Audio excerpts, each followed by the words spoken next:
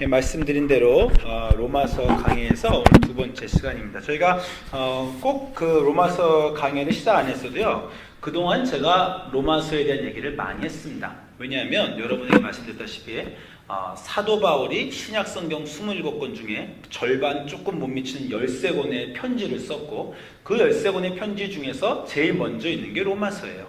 제일 두껍습니다. 그리고 성경의 어느 책이 어느 책보다 더 중요하다고 말하기는 어렵지만, 그래도 많은 학자들이, 많은 신학자들이, 교회의 이 아버지들이 로마서는 기독교의 신학을, 사도 바울의 신학의 정수다, 기독교의 신학의 정수다 라고 말하는 이유가 있습니다. 그리고 정수인 만큼요, 사실 쉽지 않습니다. 좀 어려워요. 제가 뭐 자랑은 아니고 오히려 또 창피할 수도 있는데, 제가 책을 잘 안 읽습니다. 왜 그러냐면요, 성경만 보기 때문에 그래요. 성경 외에 딴 책을 안 읽어요. 성경은 정말 열심히 보는데, 제가 왜 책을 안 읽냐면, 성경을 다 읽고 나면은 딴 거 읽을 시간이 없어서 안 보는 뭐 그런 편인데, 그 최근에 책을 3권이나 읽었어요. 지난 3개월 안에 책을 3권이나 읽었는데, 좀 더 두꺼운 책을, 로마서의 주석, 해석, 신학, 이 책만 3권을 제가 다른 책을 읽었음에도 불구하고 여전히 힘들다. 제가 한국말로 한 2주, 3주 전에 특별 강연을 여기서 드렸어요. 2시간 동안. 그리고 지난주 금요일에는 영어로 우리 교인들과 로마서 특별 강연을 했는데, 전 정말 열심히 쉽게 잘 설명했다고 생각했는데, 여전히 교인들이 역시 어렵습니다 라는 반응을 보입니다. 그리고 저 자신도요, 이 로마서를 공부하고 책을 읽고 3권을 읽으면서 그렇구나, 이게 로마서구나 라고 한 다음에 또 바뀌어요. 아닌가? 그 다음이 있나? 이게 자꾸 업그레이드 되는 그게 깊이가 있습니다. 그래서 여러분이 다 아시는 것 같다 하더라도 그렇지가 않아요. 그래서 이 깊은 로마서를 더 나누고자 합니다. 자, 지난 시간에는 우리가 율법에 대해서 나눴어요. 기억하십니까? 구약에 있는 법은 율법입니다. 율법, 우리가 구약의 처음 5권을 모세오경이라고도 하고 토라라고도 하는데, 그 토라라는 게 법이라는 뜻이에요. 그래서 처음 구약의 5권을 율법, 법, 토라라고 하면서 구약의 가장 중요한 책이라고 합니다. 그 법은요, 이 세상의 법과 아주 성격 자체가 다르다고 말씀드렸어요. 어떻게 다릅니까? 세상의 법은 지키라고 만든 법이고, 잘 지켜서 이 사회를 유지하라고 만든 법이고, 지키지 못할 경우에 곧바로 벌칙이 들어가고 뭐 감옥에 갈 수도 있는 게 이 세상 법입니다. 한마디로 사회 유지법이에요. 구약의 법은 많은 사람들이 이렇게 착각하는 경우가 있어요. 이 법이 나라를 유지하는 법이다. 그렇지 않습니다. 구약의 법의 목적은요, 사회를 유지하는 것보다 훨씬 더 높습니다. 하나님의 거룩함에 이르는 법이에요.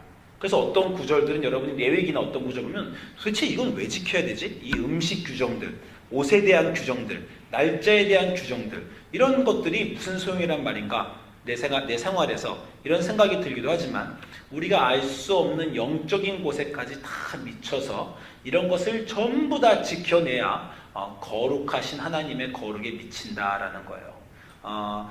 이 레위기의 많은 법들은요, 우리가 죽음과 가까이 가지 못하는 법입니다. 어떤 시체를 만졌거나 죽음 근처에 가면 하나님 근처에 가까이 갈 수도 없어요. 성결법의 근본은 죽음과 멀리해서 생명과 가까이 하는 법이에요. 음식도 그렇고, 우리가 다 이해할 수 없지만 그런 기준을 가지고 있습니다. 어쨌건 이 구약의 토라의 법은 레위기 19장 1절 보면 하나님이 이렇게 말씀하세요. 나는 하나님인데 내가 거룩하니 너희도 거룩해라. 또 마태복음 산상수훈에 보면 예수님은 그걸 조금 다르게 어떻게 말씀하시냐면, 하나님이 완전하시니, 퍼펙트하시니 너희도 완전해라. 그래서 이 법들을 다 지켜내면 그저 사회가 유지되는 정도가 아니라 우리가 하나님의 거룩함에 미칠 수 있는 그런 법이라는 거예요. 그래서 아주 높은 기준을 가지고 있습니다.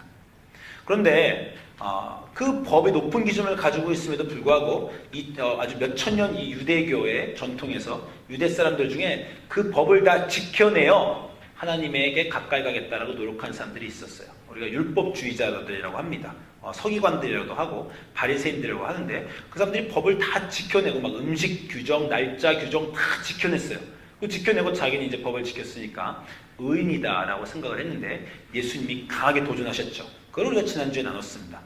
각각의 그 600가지가 넘는 구약의 법들이 그냥 지킨다는 것이 되는 것이 아니라 훨씬 더 깊은 뜻이 있다. 예를 들면 살인하지 말라라는 법을 구약에서는 있어서 10계명 중에 하나 아닙니까? 살인하지 말라. 그래서 이게 살인 안 하면 이 법을 지켰다고 사람들은 생각했어요. 근데 예수님은 너희가 마음속에 누구를 입으로 너 바보다, 뭐 정말 나쁜 욕을 했거나 바보다라고 말했거나 남을 판단을 하면 그건 살인한 거와 똑같다.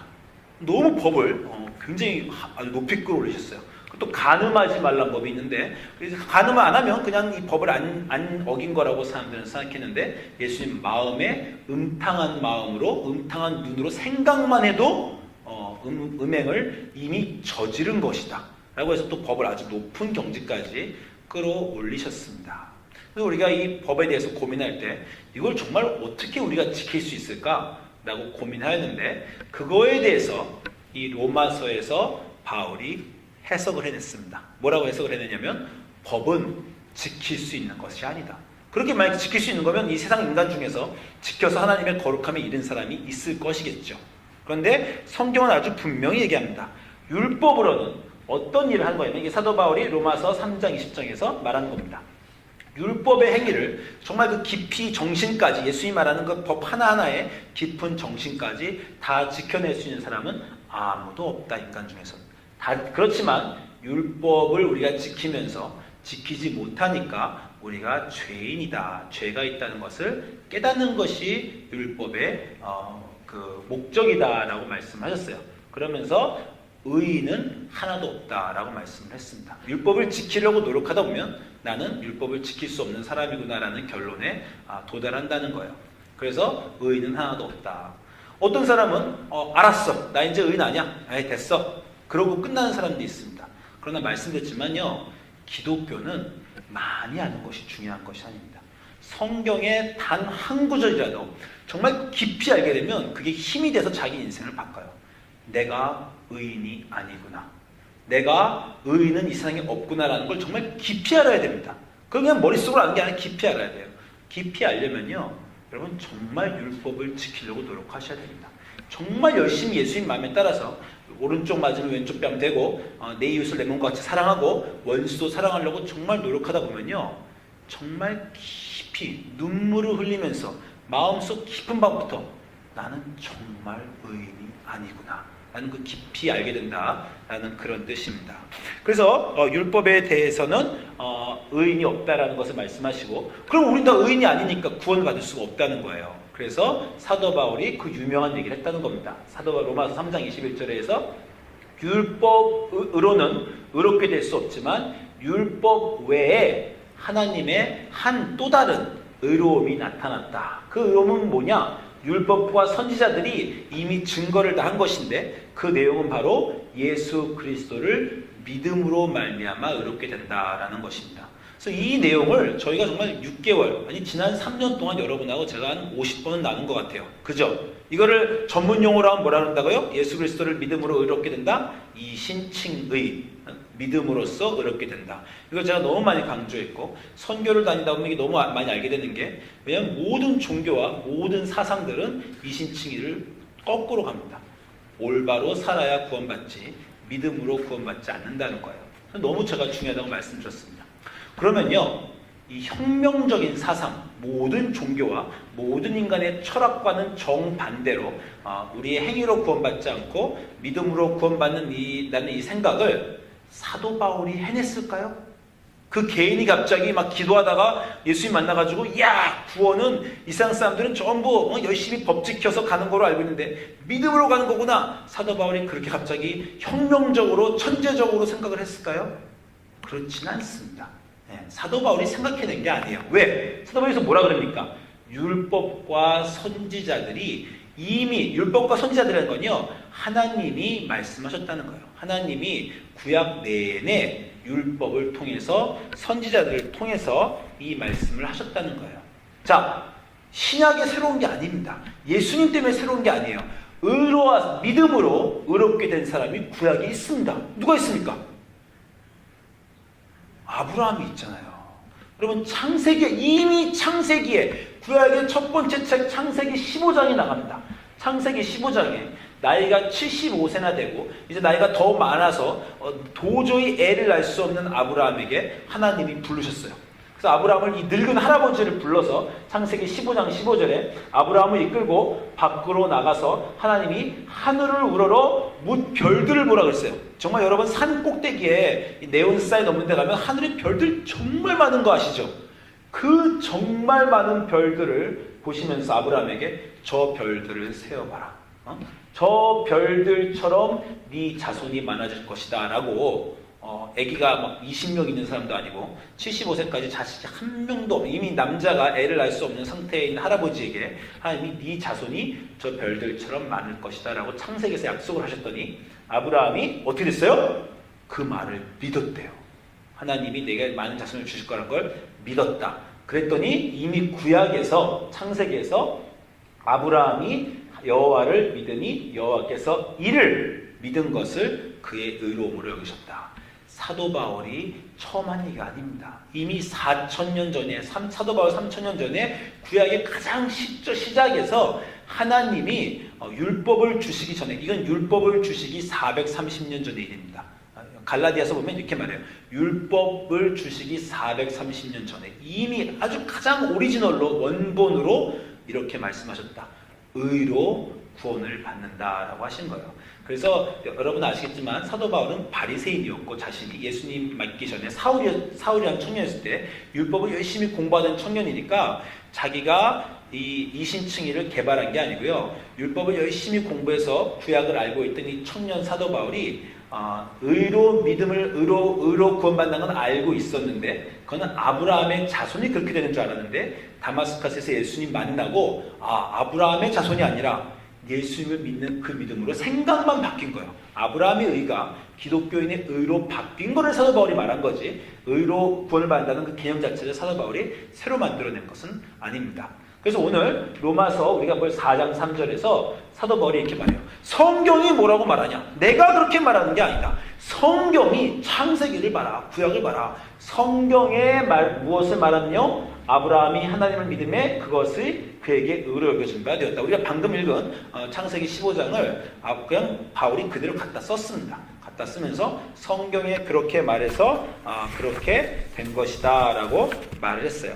그리고 오늘 읽은 4장 18절에서 이 내용을 구체적으로 설명한 거예요. 우리가 다 아는 내용이지만 이렇게 설명했습니다. 아브라함은 도대체 바랄 수 없는 중에 믿었다는 거예요. 내 후손이 이와 같으리라 하신 말씀대로 많은 민족의 조상이 되게 하려고 하셨는데 우리가 좀 전에 나눈 대로 4장 19절 보면 로마서에서 이 바울이 말한 겁니다. 그가 100세나 되어 자기 몸이 죽은 것 같은 걸 알았고 그쵸? 사라 아내는 98세인가 그랬을 겁니다. 아마 90세인가. 사라는 이미 여자가 나이가 그렇게 됐어요. 말이 안 되잖아요. 태가 완전히 죽은 것을 알고도 믿음이 연약하여지지 않아 믿음이 없어 하나님의 약속을 의심하지 않고 믿음이 견고하여져서 하나님께 아브라함이 영광을 돌렸다. 그래서 약속하신 것을 능히 이룰 줄 확신했다. 그러므로 그 아브라함이 하나님의 약속을 믿은 것을 의로 여겨주신 것이다 라고 사도 바울이 오늘 그 로마서에서 구약을 다시 설명해내는 겁니다. 그래서 그 다음에 이제 사도 바울이 이제 해석이에요. 거기까지는 구약인데 그에게 아브라함에게 의로 여겨졌다 기록된 것이 아브라함만 위한 것이 아니요. 여기서 이제 예수님을 만난 사도 바울의 생각이 완전 전환된 겁니다. 어떻게 전환됐냐면 의로 여기심을 받은 우리도 위함이니 곧 아브라함의 자손만 아니라 예수 우리 주를 죽은 자 가운데서 살리신 이를 믿는 것이다 라고 해석을 사도 바울이 해낸 겁니다. 그래서 우리가 믿고 있는 기독교 구원론의 가장 핵심 행위로 구원받는 것이 아니라 착한 사람이 천국 가고 나쁜 사람은 지옥 가는 거 세상 사람들은 다 그렇게 믿지만 나쁜 사람일지라도 예수님만 믿으면 구원 갈 수 있고 착한 사람이라도 예수님 믿지 않으면 못 간다는 의로 구원받는다는 그 놀라운 신학을 구약을 바울이 재해석함으로 아브라함의 내용을 재해석함으로 오늘 말한 것이에요. 자, 다시 말씀드리지만 깊이 알아야 됩니다. 제가 여러분에게 질문 드릴게요. 이 맨 마지막에 이렇게 말했어요. 예수 우리 주를 죽은 자 가운데서 살리신 그 하나님인데 그 하나님을 믿는 그 사람들, 그 믿음이 있는 사람들이 구원받는다라고 했습니다. 질문 드릴게요. 아주 쉬운 질문입니다. 여러분, 믿음이란 뭡니까?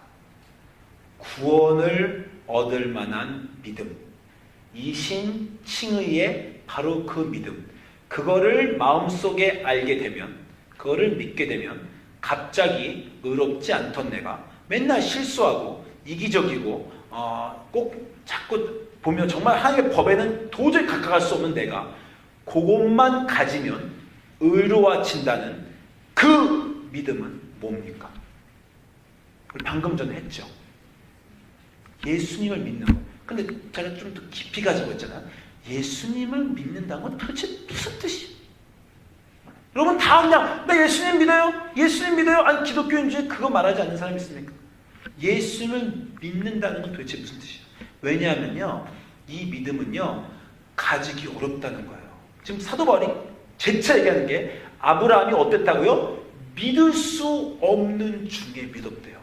이 믿음이 그냥 쉬운 게 아니라 그 사람이 의로 여겨진 거는 세상 사람들이 다 의로 여겨진 게 아니라 그냥 세상 사람들이 다 믿어가지고 그 쉬운 걸 다 한 게 아니라 정말 도저히 믿을 수 없는 그 상황에서 아브라함이 믿어서 의롭게 됐답니다. 우리에게도 똑같습니다. 정말 도저히 믿어지지 않는 어떤 것을 여러분이 믿으셔야 돼요. 그러면 그 믿음이 의롭게 된다는 겁니다. 정말 여러분이 믿기 어려운 그 믿음, 그래서 그거를 정말 믿어내기만 하면 구원을 받는다는 그 믿음은 뭘까요? 이게 아리송합니다. 대답할 수 있어요. 근데 대답을 하면요, 그 정도의 효력이 있는, 그 정도의 영향력이 있는, 그 정도의 인생을 바꿀 수 있는 정말 믿기 어려운데 믿게 되는, 그래서 의로움을 되게 되는 그게 마음속에 생기면요, 우리 이렇게 못 앉아있어요. 그걸 정말 알게 되면 갑자기 인생이 펑 터지면서 바뀌어야 돼요. 아직 그 순간이 없었다는 건 아직도 그 믿음이 무엇인지 제대로 이해를 못했다는 겁니다. 오늘 법에 대해서 얘기하니까 제가 법에 대한 얘기를 한 번 더 해볼게요. 자, 이스라엘 사람들이 법을 언제 받았습니까? 모세가 출애굽할 때 받았잖아요. 자, 모세가 출애굽할 때 여러분이 이제 출애굽하는 장면을 보세요. 출애굽을 해서 바다를 건너서 그 위대함을 맛보고 시내산의 바란 광야에서 시내산에 도착을 했어요. 시내산에 도착했더니 하나님이 모세, 너 올라와라. 시내산 꼭대기로. 꼭대기 올라오면 내가 너에게 법을 주겠다. 그래서 모세가 시내산 꼭대기로 올라갔습니다. 시내산 꼭대기에 올라갔더니 하나님의 그 창조주의 거룩한 임재가 시내산으로 정말 피지컬하게 내려와 버렸어요. 그래서 여러분이 출애굽기를 보면 그 천둥과 우레와 번개와 빛과 thick cloud, 두꺼운 구름이 그 산 위에 내려가서 사람들이 정말 저게 뭐야? 라는 그 장면이 있었습니다. 모세가 그 산 꼭대기에 올라가서 구름 속에 갇혀버렸어요. 거기서 모세가 40일을 있었습니다. 그 40일 있으면서 여러분 다 아시다시피 하나님이 직접 손으로 돌판에 글씨를 써줬어요. 우리가 그렇게 믿습니다. 이 세상에 있는 건 다 세상 물건이에요. 천상의 물건이 없습니다. 이 세상에 천상의 물건이라고 오직 하나, 하나님의 손길이 직접 닿은 물건은요, 십계명이 적혀있는 그 돌판이라는 거예요. 그 돌판에 하나님이 손으로 십계명을 쓰셨어요. 그 위대한 일을 하시려고 그 산꼭대기로 하나님이 직접 내려오셔서 하나님 내려오시니까 그 엄청난 일이 있었다는 거예요. 우레, 번개, 구름, 뭐 사람들이 좀 밑에서 그냥 깜짝 놀라서 그 산꼭대기를 쳐다봤다는 거예요. 그러면서 그 산꼭대기에서 이제 구약의 600가지의 법을 주시면서 제일 중요한 십계명을 주셨는데, 여러분 십계명 다 아시죠? 뭡니까? 나 주 여호와 외에 다른 신을 섬기지 마라. 우상을 만들지 마라. 절하지 마라. 가장 첫 번째, 두 번째죠. 요 거대한 임재로 그 십계명의 최고의 가장 중요한 다른 신을 만들지 말고 우상을 섬기지 말라라고 하나님이 쩌렁쩌렁 번개 중에 빛 가운데 돌판에 글을 쓰시고 있을 그 동안에 백성들은 뭐하고 있었습니까?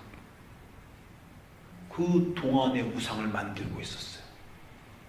정말 놀라운 겁니다. 그 번개가 쩌렁쩌렁하고 산에서 40일 동안 우레가 치고 도대체 놀라운 하나님 임재가 세상에 내려와서 뻐둥거리면서 하나님이 돌판에다가 글씨를 쓰시고 있으면서 나 외에 다른 신을 만들지 말고 우상을 만들지 말라라고 하는 그 시간에 산 밑에서 금동아지로 송아지를 만들어서 우상을 그때 만들고 있었어요. 어떻게 그런 얘기가 도대체.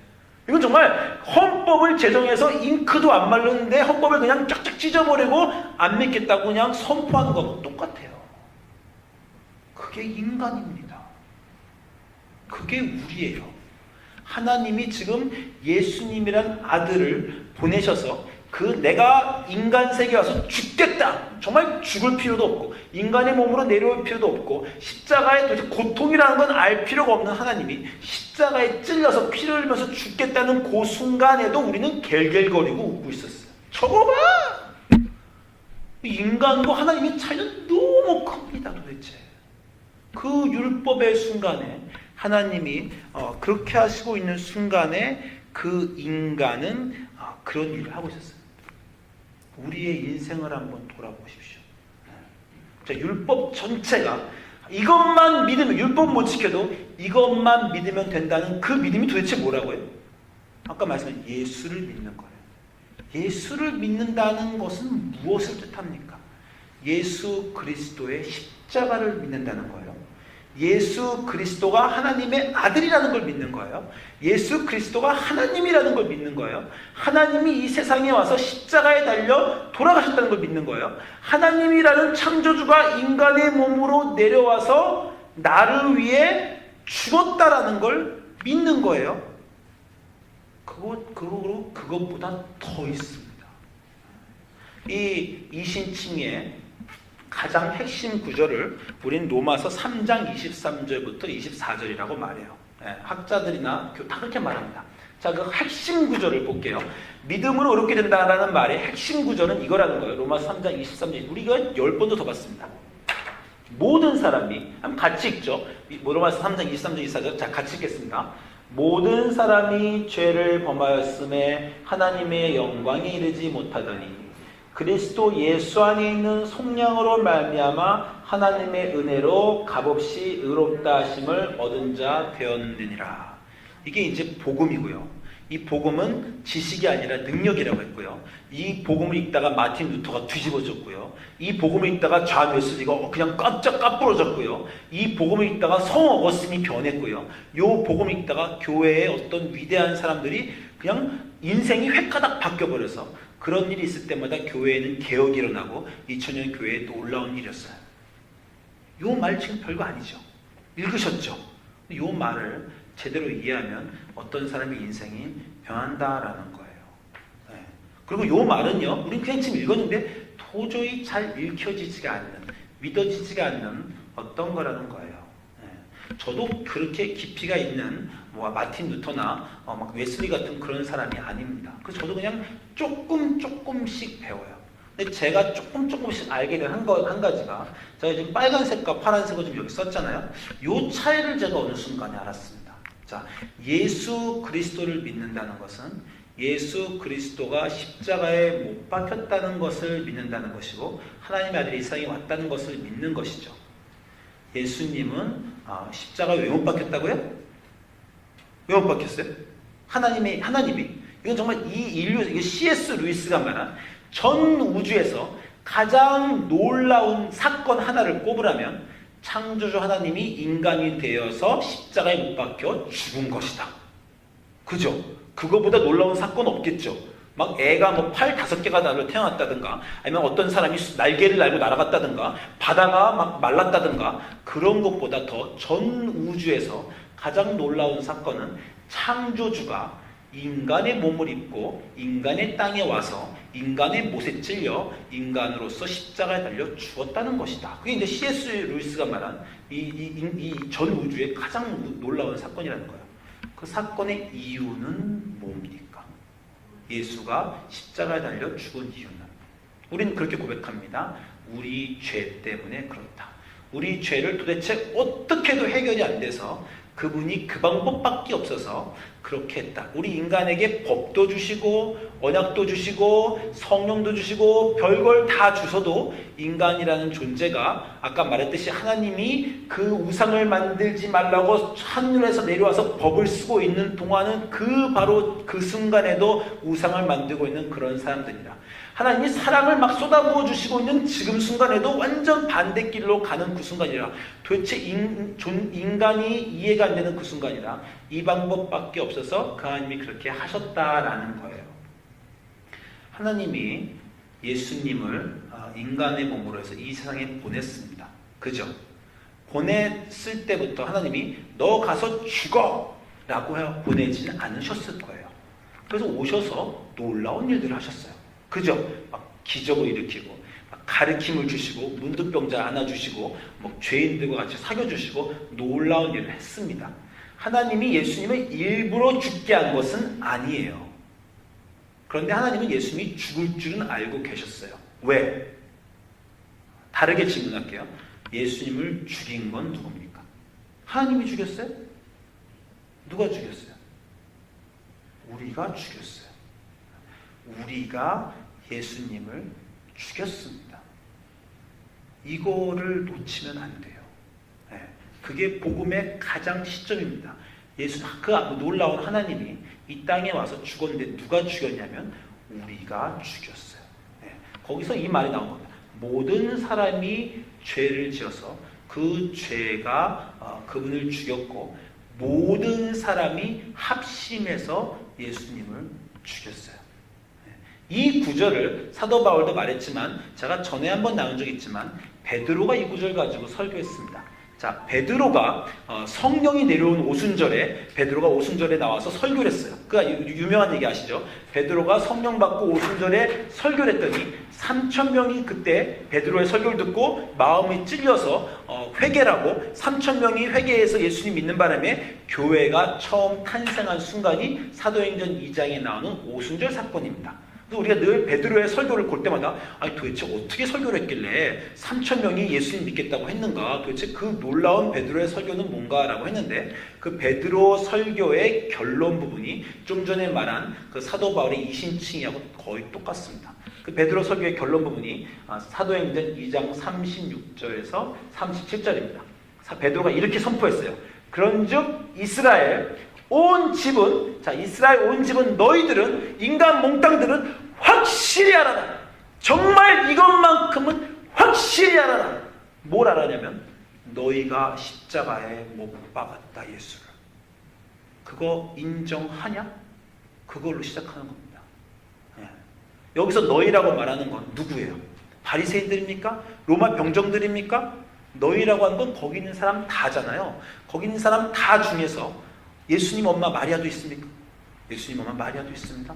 예수님의 제자 요한도 있습니까? 예수님 제자 요한도 있습니다. 예수님 엄마 마리아, 예수님 제자 요한, 예수님을 배신한 가룟 유다, 그리고 베드로 본인, 그리고 예수님의 십자가 못 박은 병정, 그리고 예수님 비웃은 그 사람들, 그리고 예수님이 못 박히는 그 예루살렘의 시내에서 예수님 못 박힐 동안 저기 시장에서 그냥 상거래하고 있던 사람들, 그때 집에서 자고 있던 아기, 그리고 그때 장례를 치르고 그때 결혼식을 했고 그 모든 그 인간 군상들, 인간의 사회, 우리가 만들어 놓은 인간의 역사와 문명, 그걸 다 지칭하는 겁니다.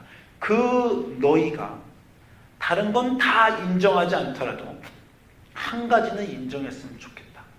너희가 예수를 십자가에 못 박았다라는 거예요. 믿습니까? 그게 믿음이에요. 안 믿어진다니까. 그죠? 이건 아브라함한테, 백세나 된 아름한테 네가 아들을 가질 거다 하고 백세가 어떻게 가져요? 이렇게 할 그 정도보다도 심하다는 거예요. 너가 십자가에 못 박았다. 여러분 그냥 기독교인으로 에휴 제가 죄인인데 이게 아니라 너가 거기다가 못질을 했다니까. 하나님 창조주를 못을 박았다니까. 그 법을 신의 산에서 내려주실 때 그때 네 우상 만들었다니까. 너한테 자녀를 줬더니 그 자녀 우상 만들었다니까. 너에게 건강한 몸을 줬더니 그 건강한 몸으로 나쁜 짓을 했다니까. 너에게 그 성격을 줬더니 그 성격으로 남을 이용해 먹었다니까. 너에게 좋은 머리를 줬더니 못된 짓을 하더라니까. 너에게 생명과 인생을 줬더니 그걸 몽땅 다 가져다가 돌아온 탕자의 둘째 아들이 해먹은 것처럼 인생 다 말아먹고 죄를 짓고 그리고 다 해먹고 도대체 예수님이 죽지 않으면 안 될 그 지경까지 너가 네 인생 만들었다니까? 너 믿을 수 있어? 그 얘기? 그런 믿음을 지금 말하고 있는 거예요. 너희가 예수를 십자가에 못 박았다. 그게 첫 번째 믿음입니다. 그리고 이제 그 빨간색 제가 줄친 걸, 그걸 믿어야 두 번째로 갈 수 있어요. 두 번째는 뭐예요? 너희는 십자가에 못 박아서 다 해먹었어. 그런데 그것을 하나님이 뒤집으셨어. 그래서 하나님이 너희가 십자가에 못 박은 예수님을 살려서 부활을 해서 너희 구원자로 만들었어 라는 것입니다. 자, 이스라엘이 하나님이 법을 주실 때 우상을 만들고 있었어요. 출애굽한 목적은 뭐예요? 약속의 땅 가나안으로 들어가는 거죠. 그런데 이스라엘이 출애굽을 한 이후로 한 번이라도 잘한 적이 있습니까? 불평하고 출애굽을 그 위대한 기적을 통해 시켰더니 돌아갈래요. 애굽의 고깃가마가 그리워요. 불평하고 물이 없어요. 모세를 돌로 쳐 죽이자까지 나왔어요. 네? 몽땅 다 나쁜 일밖에 안 했죠. 십계명 주실 때도 우상 만들지 말라고 말하는 그 순간에 우상 만들고 있었어요. 그런데 출애굽의 목적이 달성되었습니까? 출애굽의 목적은 뭐였어요? 데리고 나와서 약속의 땅 가나안 땅으로 가는 거였습니다.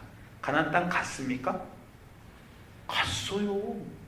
어떻게 갔지 도대체? 아니 그렇게 다 망가뜨려 놓고 정말 내가 하나님이면 하나님이 주가 야 쓸어버리자, 취소해, 관둬, 이거 왜 해? 라고 하는 그런 지경까지 갔는데 가나안 땅 갔어요.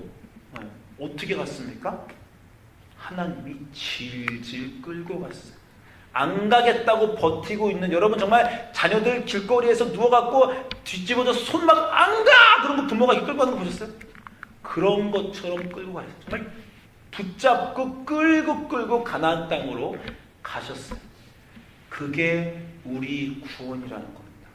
도대체 구원받을 수 없는 우리들을 하나님이 정말 이스라엘을 사막을 끌고 가신 것처럼 인간으로 오셔서 이렇게까지 해야 되나? 라고 싶은 예수님의 몸으로 와서 돌아가셨다는 거예요. 근데 돌아가신 게 그냥 돌아가신 게 아니라 우리가 예수님을 보냈더니 죽여버렸다는 거예요. 제가 하나님 같으면, 우리 생 같으면 내 아들을 죽여? 너희 끝장난다. 내가 이제 참을 만큼 참하고 마지막 기회로 아들을 줬는데 선지자도 죽이길래 선지자도 죽이고 내가 보낸 사람들 다 죽이길래 아들은 보내면 공경하겠지 라고 아들을 보내는, 그것도 죽여? 지구를 날려버리겠어. 인류를 끝장내버리겠어.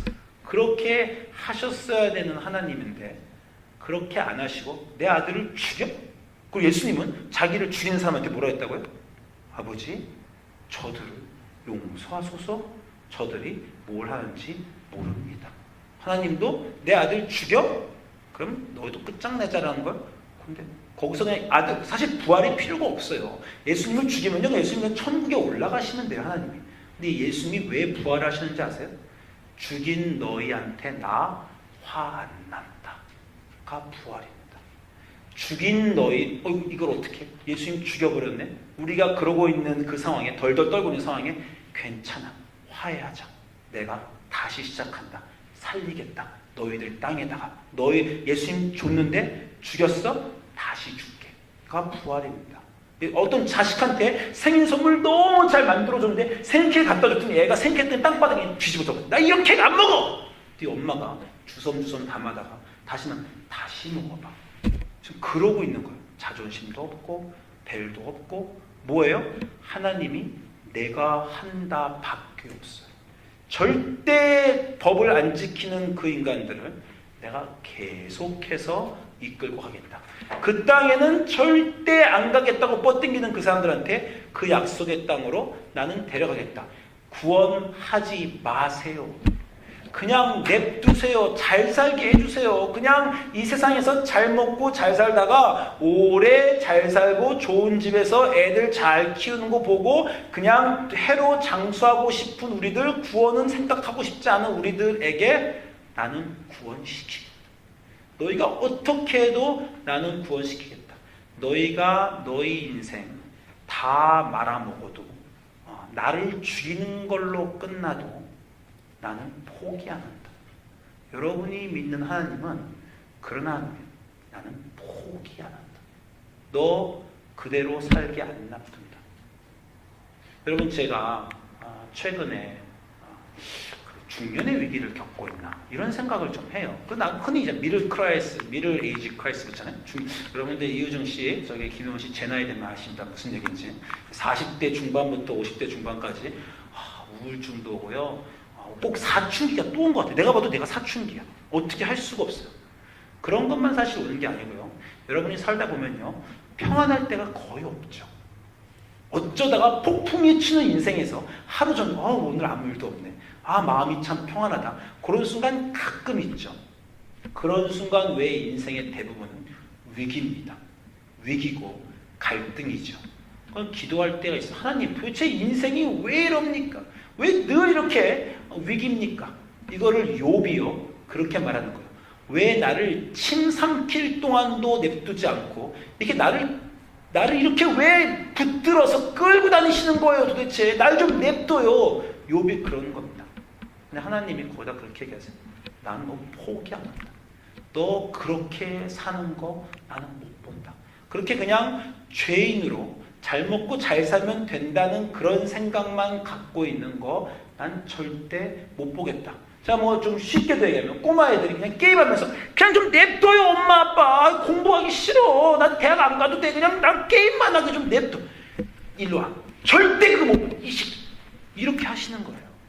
너희 그렇게 잘 먹고 잘 사는 게 인생의 목적이라고 생각하는 그 어두운 무지에 있는 거, 그리고 내가 뭐라고 말해도 날 무시하는 거, 그리고 내가 법을 주고 내가 내 아들까지도 그냥 십자가에 못 박고 무시하고 경멸하는 거, 그래도 나는 포기 못하겠다. 너희들에게 구원을 주겠어. 저 높은 거룩함을 알려주겠어. 영광이라는 것이 도대체 무엇인지, 너희 삶엔 영광과 거룩이 없지만 너희 삶에 영광과 거룩을 담아주겠어. 모든 고통과 모든 위기와 모든 좌절과 모든 실패를 통해서도 너희는 안 하겠다고 해도, 너희는 그 땅에 안 들어가겠다고 해도 나는 포기하지 않을 거야. 그거 믿습니까? 내가 죽여버렸는데 그 하나님을 내가 거부하고 모멸하고 나는 그냥 반대편으로 계속하고 그냥 사랑을 부어주시는 그 순간에도 가장 그냥 얄팍한 머리만 굴면서 내 인생만 생각하고 있는 내가 그분을 못 박은 그 사람이라는 것을 믿는 것과, 그런데 그런 인간은 도대체 희망은, 난 정말 희망이 없어. 저는 그 40대 위기가 왜 오냐면요, 그 위기 여러 가지 중에서 거울 보면서 희망이 없다. 도대체 어떻게 성격이 이럴까? 지금까지 인생은 도대체 어떻게 산 걸까? 얼마나 많이 낭비를 한 걸까? 도대체 나는 뭐라고 산 건가? 그 순간이 사실 중요한 일이에요. 그 얼굴을 딱 거울에 비추는데 그 우울하고 잠도 자기 싫고 입맛도 없는데 거기에 하나님이 나는 아직 포기 안 했다. 그냥 중요 얘기 겪으면 이 세상 사람들 저만 겪는 게 아니고 기독교만 겪는 게 아니라 세상 사람들 다 겪어요. 세상 사람들은 중요 얘기 겪으면 뭐라고 말하는 줄 아세요? 인생 뭐 별거 있나? 이런 말이 나와요, 이제 세상 사람들한테. 그러면서 쉽게 가자. 욕심도 없고 야망도 없고 의지도 없고 위대한 것도 없고 인생 뭐 별거 있나? 이러다가 그냥 관뚜껑 닫고 가는 거지. 세상 사람들은 중요 얘기를 겪으면 그쪽으로 빠집니다. 그렇게 빠지고 있는 사람을 하나님이 뒤에서 붙듭니다. 글로 가지 마라. 아직 나 별거 포기 안 했다. 네 인생 별거 있다. 나는 거기에 여전히 거룩함과 구원과 영광을 담을 거야. 그리고 너 아무리 도망가도, 너 교회 안 나와도, 너 안 믿어도, 너 성경 안 읽어도, 너 죄 지어도 너 절대 내가 안 논다. 너 죽을 때까지 내가 안 논다. 나는 포기하지 않는다. 그게 믿음. 그걸 내가 죽인 그 하나님이 돌아와서, 살아 돌아와서 너 나 죽인 거 아니야. 괜찮아. 다시 할 수 있어. 그리고 끝까지 갈 거야. 라고 하는 그 하나님을 믿는다는 그 믿음이 도대체 믿을 수 없는 그 믿음이. 여러분, 제가 이렇게 말씀하지만 앞으로 여러분 인생에서 많은 어려운 거 있을 때마다 도대체 나한테 왜 이러시나? 없는 것 같아, 하나님은. 아, 정말 내 인생에서 없어져 버렸으면 좋겠어, 하나님이. 이렇게 하는 많은 순간들이 있으실 겁니다. 그 모든 순간들에도 하나 믿는 것. 우리가 망친 그 자리에서 하나님은 부활로 만드셔서, 그리고 끝까지 만드셔서 우리 인생 끝까지 결코 포기하지 않는 그런 하나님이 바로 무시무시한 하나님이에요. 막 벌을 주는, 막 세상을 뒤집어 불을 던지는 하나님이 아니라, 아무리 우리가 상처를 줘도 그 상처를 입으면서 우리를 놓지 않는 그 하나님이 바로 무시무시한 하나님입니다. 여러분도 여러분 자녀들한테 무시무시하잖아요. 안 놓잖아요. 그런 것과 같은 겁니다. 그 믿음을 오늘날 가지셔서 의롭게 되시기를 주님의 이름으로 축원드립니다. 기도하겠습니다.